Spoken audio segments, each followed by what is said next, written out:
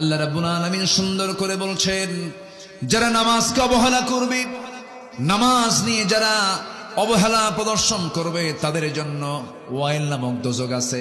আল্লাহ রাব্বুল আলামিন বলেন, যারা পারেন ঠোঁট মিলে আমার সঙ্গে ঠোঁট মিলায় বলুন, ফাওয়াইলুল লিল মুসাল্লিন আল্লাযীনা হুম আন সালাতিহিম সাহুন আল্লাযীনা হুম ইউরাউনা ওয়া ইয়ামনাউনাল মাউন। জোরে বলুন আল্লাহু আকবার। ওই সমস্ত লোকের জন্য ওয়াইল, ওই সমস্ত লোকের জন্য জাহান্নাম, যারা লোক দেখানো নামাজ পড়ে, নামাজও পড়ে কিন্তু লোক দেখানো নামাজ পড়ে, অবহেলা করে নামাজ পড়ে, তাদের জন্য জাহান্নাম। নামাজ যার নাই তার তেমনি জাহান্নাম। কি ঠিক আছে না? যারা লোক দেখানো নামাজ পড়ে তাদের জন্য কি? জাহান্নাম। যারা অবহেলা করে নামাজ পড়ে তাদের জন্য কি? জাহান্নাম। আর যারা নামাজ না পড়ে জান্নাতি। নামাজ পড়েও জাহান্নামে যাবে, আর নামাজ না পড়লে কই যাবে?